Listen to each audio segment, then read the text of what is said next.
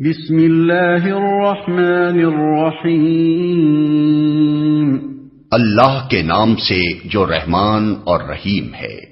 ومن يرغب عن ملة إبراهيم إلا من سفه نفسه ولقد اصطفيناه في الدنيا وإنه في الآخرة لمن الصالحين۔ اب کون ہے جو ابراہیم کے طریقے سے نفرت کرے؟ جس نے خود اپنے آپ کو حماقت و جہالت میں مبتلا کر لیا ہو، اس کے سوا کون یہ حرکت کر سکتا ہے؟ ابراہیم تو وہ شخص ہے جس کو ہم نے دنیا میں اپنے کام کے لیے چن لیا تھا اور آخرت میں اس کا شمار صالحین میں ہوگا۔ اذ قال له ربه اسلم قال اسلمت لرب العالمین۔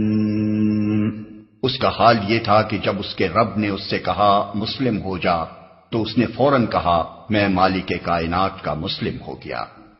مسلم ہو جا، مسلم وہ جو خدا کے آگے سر اطاعت خم کر دے، خدا ہی کو اپنا مالک، آقا، حاکم اور معبود مان لے، جو اپنے آپ کو بالکلیہ خدا کے سپرد کر دے اور اس ہدایت کے مطابق دنیا میں زندگی بسر کرے جو خدا کی طرف سے آئی ہو۔